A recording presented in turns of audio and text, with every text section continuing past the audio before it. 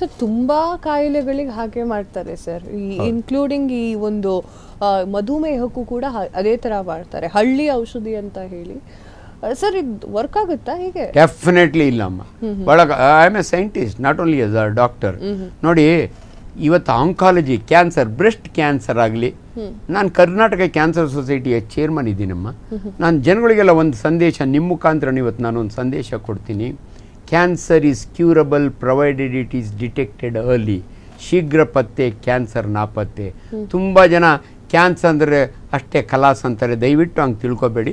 ಇವತ್ತು correct treatment. Unfortunately ನಾನು ಒಂದು ಯೂಟ್ಯೂಬ್ನ ನೋಡಿದ್ದೀನಿ, ಬಾಗಲಕೋಟೆಯಿಂದ ಯಾರೊಬ್ಬ ಎಲ್ಡರ್ಲಿ ಪರ್ಸನ್ನು ಏನು ಬುಲ್ಡೆ ಹೊಡಿತಾನೆ ಅಂದರೆ, ನೀವು ಕೀಮೊಥೆರಪಿ ತೊಗೋಬೇಡಿ, ರೇಡಿಯೋಥೆರಪಿ ತೊಗೋಬೇಡಿ, ನನ್ನ ಹತ್ರ ಬನ್ನಿ, ಒಂದು ಗ್ಲಾಸ್ ನಿಂಬೆ ಜ್ಯೂಸ್ಗೆ ಒಂದು ಡ್ರಾಪ್ ಹಾಕಿ ಕೊಡ್ತೀನಿ, ಕುಡಿದ್ಬಿಡಿ ವಾಸಿ ಆಗುತ್ತೆ ಅಂತ. ಜನ ಪಾಪ ಇಂಥವ್ರ ಮಾತು ನಂಬಿ ಹೋಗಿ ಅಧ್ವಾನ ಆಗಿ ಬರ್ತಾರೆ. ದಯವಿಟ್ಟು ವೈಜ್ಞಾನಿಕವಾಗಿ ಥಿಂಕ್ ಮಾಡಿ. ವಿಜ್ಞಾನ ಬಹಳ important. Including unfortunately most of these health drinks ಇವೆಲ್ಲ ಬರ್ತಾವಲ್ಲ, ಅವೈಜ್ಞಾನಿಕವಾಗಿ ಜನ ಕುಡಿತಾರೆ, ಅವೈಜ್ಞಾನಿಕ ವೆಯ್ಟ್ ಲಾಸ್ ಪ್ರಾಡಕ್ಟ್ಸ್ ತಗೋತಾರೆ. ವಿಜ್ಞಾನ ಇಲ್ದಿದ ಮೇಲೆ ದಯವಿಟ್ಟು ಜನಗಳು ಮೋಸ ಹೋಗ್ಬೇಡಿ ಅಂತ ನಾವು ಹೇಳ್ಬೇಕು ಅವ್ರು. ಓಕೆ ಸರ್, ಇವಾಗ ಇತ್ತೀಚಿನ ಕಾಲದಲ್ಲಿ ಹೇಗಾಗಿದೆ ಅಂತ ನಾ ಆಗಲೇ ಹೇಳ್ತಾ ಇದ್ದೆ, ಒಂದು 34 ಬೇಡ 22ರಿಂದ ಶುರುವಾಗುತ್ತೆ ಸರ್ ಈ ಒಂದು ಹಾರ್ಟ್ ಅಟ್ಯಾಕ್ ಅನ್ನೋದು. ಹಿಂದಿರುವಂಥವ್ರು, ಈಗ ನಮ್ಮ ಅಜ್ಜ ಆಗಿರಬಹುದು, ನಮ್ಮ ಅಪ್ಪಂದಿರಾಗಿರಬಹುದು, ಗಟ್ಟಿಮುಟ್ಟಾಗಿರ್ತಾರೆ ಸರ್. ಇವಾಗಲೂ ಕೂಡ ಅವರಿಗೆ ಆಹಾರ ಪದ್ಧತಿಯ ಮೇಲೆ ಕಂಟ್ರೋಲ್ ಇರುತ್ತೆ. ಸೊ ಇವಾಗ ಹೇಳಿ, ಈ ಯಂಗ್ ಜನ್ರೇಷನ್ ಆಹಾರ ಪದ್ಧತಿನ ಹೇಗೆ ಕಂಟ್ರೋಲ್ ತಗೋಬೇಕು? ಅಮ್ಮ, ಅವರು ದುಡಿತಿದ್ರು, ಆಹಾರನೂ ಇಂಪಾರ್ಟೆಂಟು. ನೋಡಿ, ಆಹಾರದಲ್ಲಿ ವೆರಿ ಸರಳಮ್ಮ. ನಾವು ತುಂಬ ಜನಕ್ಕೆ ಊಟ ಬಲ್ಲವನಿಗೆ ರೋಗವಿಲ್ಲ ಅಂದರೆ ಊಟ ಅಂದರೆ ಏನು ಅಂತ ನಾನು ವೆರಿ ಸಿಂಪಲ್. ನೋಡಿ, ಕಾರ್ಬೋಹೈಡ್ರೇಟ್ಸ್, ಮುದ್ದೆ ಆಗಲಿ, ಚಪಾತಿ ಆಗಲಿ, ನಾರ್ತ್ ಕರ್ನಾಟಕ ರೊಟ್ಟಿ ಆಗಲಿ, ಇವೆಲ್ಲ ಕಾರ್ಬೋಹೈಡ್ರೇಟ್ಸ್ ಅಂತೀವಿ. ಮನುಷ್ಯನಿಗೆ ದಿನನಿತ್ಯದ ಎನರ್ಜಿಗೆ ಇವು ಬೇಕೇ ಬೇಕು. ಅದ್ರ ಜೊತೆಗೆ ಸಾಕಷ್ಟು ಸೊಪ್ಪು ತರಕಾರಿಗಳನ್ನು ತಗೊಳ್ಳಿ, ಅದರಲ್ಲಿ ಫೈಬರ್ ಇರ್ತದೆ. ಎರಡನೇದಮ್ಮ ಪ್ರೋಟೀನ್ಸ್. ಮನುಷ್ಯ ಚೆನ್ನಾಗಿರ್ಬೇಕು, ನನ್ನ ಮಸಲ್ಸ್ ಚೆನ್ನಾಗಿರ್ಬೇಕು ಅಂದರೆ ಪ್ರೋಟೀನ್ಸ್ ಬೇಕು. ಪ್ರೋಟೀನ್ಸ್ ಎಲ್ಲಿ ಸಿಗುತ್ತೆ? ಮೇನ್ಲಿ ದ್ವಿದಳ ಧಾನ್ಯಗಳಲ್ಲಿ, ಮೊಳಕೆ ಕಾಳುಗಳಲ್ಲಿ. ನೀವು ನಾನ್ ವೆಜಿಟೇರಿಯನ್ ಆದರೆ ವೆಜಿಟೇರಿಯನ್, ನಾನ್ ವೆಜ್ ಒಂದು ಮೊಟ್ಟೆ ದಿನ ಅಂಡ್ ಭಾಳ ಜನ ಕನ್ಫ್ಯೂಸ್ ಮಾಡ್ಕೊಳ್ತಾರೆ. ನಿಮ್ಮ ಮಗುಗೆ ಒಂದು ಮೊಟ್ಟೆ ದಿನ ಕೊಡಿ, it's A wonderful protein. Milk is A protein. ಮೂರನೇದು ನೋಡಿ, ಫ್ಯಾಟ್ಸು. ನೀವು ತೆಂಗಿನಕಾಯಿ ಎಣ್ಣೆ ತೊಗೊಳ್ತಾರೆ, ನೀವು ಇದ್ರ ಕಡೆ ಹೋದರೆ ಕೇರಳ ಅಥವಾ ನಮ್ಮ ಮಲೆನಾಡು ಕಡೆ ಈ ಕಡೆ ಎಲ್ಲ ಹೋದರೆ, even that is also good. Fats, ತುಪ್ಪ ನೀವು ಕುಡಿಯೋರು ನಮ್ಮ ಹಿರಿಯರು, ಅದು ಇಟ್ಸ್ ಎ ಗುಡ್ ಕೊಲೆಸ್ಟ್ರಾಲ್. ಅದು ಕೊಲೆಸ್ಟ್ರಾಲ್ ಅಲ್ಲೂ ಕೂಡ good bad cholesterol, HDL, LDL ಏನೇನೋ ಮಾತಾಡ್ತೀವಿ. ಇನ್ನೆರಡು ಜನಗಳಿಗೆ ದಯವಿಟ್ಟು ನನ್ನ ಮಾತು ಕೇಳಿ, ನಿಮ್ಮ ಆಹಾರದಲ್ಲಿ ವಾಟರ್ ಇರಬೇಕು, ಫೈಬರ್ ಇರಬೇಕು, ಸಫಿಷಿಯಂಟ್ ವಾಟರ್ ಕುಡಿಬೇಕು. ತುಂಬ ಜನ ನೀರು ಕುಡಿಯಲ್ಲ. ಇಲ್ಲೂ ಜನ ಕನ್ಫ್ಯೂಸ್ ಮಾಡಿರ್ತಾರೆ. ವಾಟ್ಸಪ್ ಯೂನಿವರ್ಸಿಟಿ ಒಳಗೆ ಅಲ್ಲಿ ವೈಸ್ ಚಾನ್ಸಲರ್ ಇಲ್ಲ, ರಿಜಿಸ್ಟ್ರಾರ್ ಇಲ್ಲ, ಯಾವನು ಏನು ಬೇಕಾದ್ರೂ ಮಾತಾಡ್ತಾನೆ. ನಿಂತ ನೀರು ಕುಡಿಬೇಡ, ಊಟದ ಮಧ್ಯೆ ನೀರು ಕುಡಿಬೇಡ, ಊಟ ಆದ್ಮೇಲೆ 45 ನಿಮಿಷ, ಇವೆಲ್ಲ ಇದು ತುಂಬಾ ಜನ ಇದನ್ನ ಕನ್ಫ್ಯೂಸ್ ಮಾಡ್ಕೊಂಡಿರ್ತಾರೆ ಸರ್. ಏನು ಅಂತಂದ್ರೆ, ಊಟ ತಕ್ಷಣ ನೀರು ಕುಡಿಬೇಡ, ಊಟದ ಮಧ್ಯದಲ್ಲಿ ನೀರು ಕುಡಿಬೇಡ, ಊಟ ಆಗಿ ಒಂದು 10 ನಿಮಿಷ ಆದ್ಮೇಲೆ ನೀರು ಕುಡಿ. 45 ನಿಮಿಷ ಅಂತಾನೆ ಯಾರೋ ಒಬ್ಬ ಪುಣ್ಯಾತ್ಮ. ಇಲ್ಲಮ್ಮ, ವಾಟರ್ ಈಸ್ ಫುಡ್. ನಾನು ಐ ಎಮ್ ಎ ಗ್ಯಾಸ್ಟ್ರೋಎಂಟ್ರಾಲಜಿಸ್ಟ್. ನಿಮ್ಗೆ ಹೇಳ್ತೀನಿ, ನೀರು ಕುಡಿದ್ರೆ ಯಾವುದು ಡೈಲ್ಯೂಟ್ ಆಗಲ್ಲ. ತಪ್ಪು ಹೇಳ್ತಾರೆ.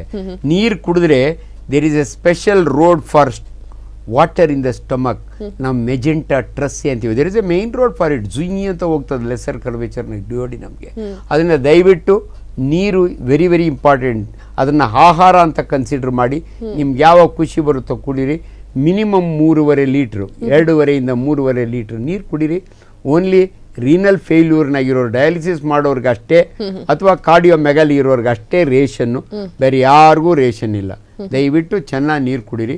ಆ್ಯಂಡ್ ಫೈಬರ್ ನೋಡಿ, ಫೈಬರ್ ಇರೋದು ಫ್ರೂಟ್ಸ್ಗಳಲ್ಲಿ. ಆ್ಯಂಡ್ ಜನಗಳಲ್ಲಿ ಇನ್ನೊಂದು ತಪ್ಪು, ಪರಂಗಿ ಹಣ್ಣು ತಿಂದರೆ ಹೀಟು, ಕೋಳಿ ತಿಂದರೆ ಹೀಟು, ಹಂದಿ ತಿಂದರೆ ತಂಪು, ಚೇಪೆ ಹಣ್ಣು ತಿಂದರೆ ಶೀತ, ಇವೆಲ್ಲ ಬಿಟ್ಬಿಡಿ. ಚೇಪೆ ಹಣ್ಣು is guava, such a wonderful fruit. ಅದರೊಳಗಿರೋ ಬೀಜ ಇರುತ್ತಲ್ಲಮ್ಮ, ಅದನ್ನು ಅಗಿಲಿಕ್ಕಾಗಲ್ಲ, ಸ್ಟಮಕ್ ಅರಿಲಿಕ್ಕಾಗಲ್ಲ, ಆದರೆ ಇಟ್ಸ್ ಎ ವಂಡರ್ಫುಲ್ ಫೈಬರ್. ಯಾರು ಚೇಪೆ ಹಣ್ಣು ತಿಂತಾರಲ್ಲ ಅವ್ರಿಗೆ ಮಲಬದ್ಧತೆ ಆಗಲ್ಲ. ಪಪಾಯ, ಎಲ್ಲರೂ ಹೀಟು ಹೆಣ್ಮಕ್ಳಿಗೆ ತಿನ್ನೋಕ್ಕೆ ಕೊಡಲ್ಲ, ಅಬಾರ್ಷನ್ ಆಗುತ್ತೆ ಅಂತ ಇಲ್ಲ. ಪಪಾಯ ಒಳಗೆ ವಿಟಮಿನ್ ಎ ಇರುತ್ತೆ, ಡಿ ಇರುತ್ತೆ.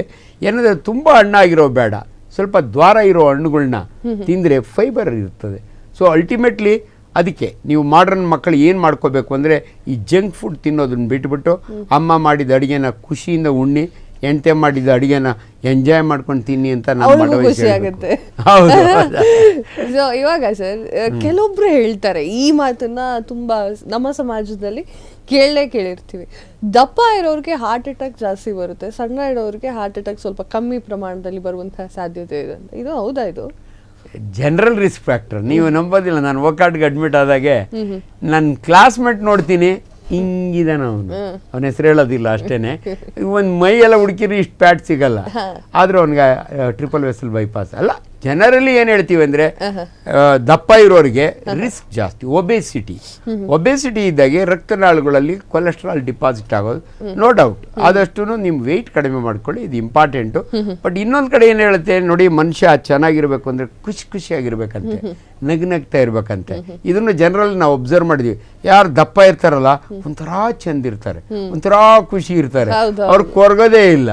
ಹಂಗಾಗಿ ಅಲ್ಟಿಮೇಟ್ಲಿ ಅದೊಂದು ಫ್ಯಾಕ್ಟ್ರಿ ಇಟ್ಕೊಂಡು ಎಲ್ಲೋ ಒಂದು ಕಡೆ ನಾವು ಮಾತಾಡ್ಬೋದೇ ಹೊರತು otherwise is risk factor. Okay.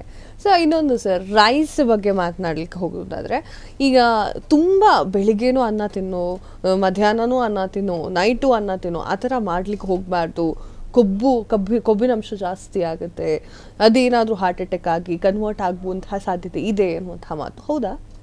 ನಿಜ. ಇದೇನಾಗುತ್ತೆ ಗೊತ್ತಮ್ಮ, ನಮ್ಮಲ್ಲಿ ರೈಸೋ ಮುದ್ದೆನೋ ಚಪಾತಿನೋ ಮೆಡಿಕಲ್ ಭಾಷೆಯಲ್ಲಿ ನಾವು ಹೇಳೋದು ಕ್ಯಾಲ್ರಿ ಅಂತೀವಿ ನಾವು. ಕ್ಯಾಲ್ರಿ ಆ್ಯಂಡ್ ಏನಂತ ತಿಂದ ಹೊಟ್ಟೆ ಒಳಗೆ ಹೋಗುತ್ತಲ್ಲ, ಗ್ಲೈಸೆಮಿಕ್ ಇಂಡೆಕ್ಸ್. ನೀವು ನೋಡಿ, ಪಾಲಿಶ್ಡ್ ರೈಸ್ ಉಂಡ್ರೆ ನಿಮ್ಮ ಬ್ಲಡ್ ಶುಗರ್ ಹಿಂಗೋಗುತ್ತೆ. ಅದೇ ದಪ್ಪಕ್ಕಿ ಅನ್ನ, ಕುಶುಲಕ್ಕಿ ಅನ್ನ ಉಂಡ್ರೆ ಹಿಂಗೋಗುತ್ತೆ. ರಾಗಿ ಮುದ್ದೆನೂ ಹಂಗೆ ಹೋಗುತ್ತೆ, ಚಪಾತಿನೂ.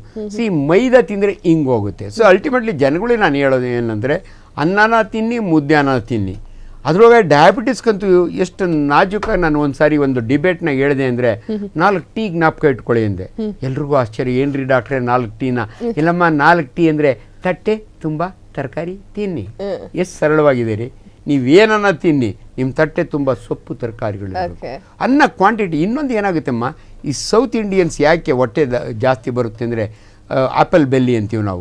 ನೀವು ನೋಡಿ, ನೀವು ಚೆನ್ನಾಗಾನ ಹೋಗಿ ಆದ್ರೆ ಅನ್ನ ಉಣ್ಣೋರು ಏನು ಮಾಡ್ತಾರೆ ಗೊತ್ತಮ್ಮ, ರಾಶಿ ಮೌಂಟನ್ನು. ಸಾಂಬಾರಿಗೊಂದು ಗುಡ್ಡ, ರಸಮ್ಗೊಂದು ಗುಡ್ಡ, ಮೊಸರ್ಗೊಂದು ಗುಡ್ಡ. ಹಂಗೆ ಮುದ್ದೆ ಒಳಗೆ ಹಂಗಾಗಲ್ಲ, ಚಪಾತಿ ಒಳಗೆ ಹಂಗಲ್ಲ, 2-3 ತಿಂದರೆ ಆಗೋಗ್ಬಿಡುತ್ತೆ. ಸೊ ರೈಸ್ ತಿನ್ನೋರು ಕ್ವಾಂಟಿಟಿ ಜಾಸ್ತಿ ತಿಂತಾರೆ. ಅದರಿಂದ ದಯವಿಟ್ಟು ಕಡಿಮೆ ಮಾಡಿ. ಅನ್ಪಾಲಿಶ್ಡ್ ರೈಸ್, ರೇಷನ್ ಅಕ್ಕಿ ಅಂಗಡಿ ಅಂತಾರಲ್ಲ, ರೇಷನ್ ಅಕ್ಕಿ, ಅದನ್ನು ತಿನ್ನಿರಿ ಭಾಳ ಜನ. Okay sir, thank you sir, thank you so much. ಒಂದಿಷ್ಟು ಮಾಹಿತಿಯನ್ನು ನಮ್ಮ ಜೊತೆಗೆ ಹಂಚ್ಕೊಂಡ್ರಿ. ಇತ್ತೀಚಿನ ದಿನಗಳಲ್ಲಿ ಹಾರ್ಟ್ ಅಟ್ಯಾಕ್ ಯಾಕಾಗಿ ಆಗುತ್ತೆ, ಏನಕ್ಕಾಗಿ ಆಗ್ತಾ ಇದೆ, ಚಿಕ್ಕ ವಯಸ್ಸಿನವರಿಗೆ ಹಾರ್ಟ್ ಅಟ್ಯಾಕ್ ಯಾಕೆ ಆಗ್ತಿದೆ ಅನ್ನೋದ್ರ ಬಗ್ಗೆ ಕಂಪ್ಲೀಟ್ ಡೀಟೇಲ್ಸನ್ನು ಕೊಟ್ರಿ.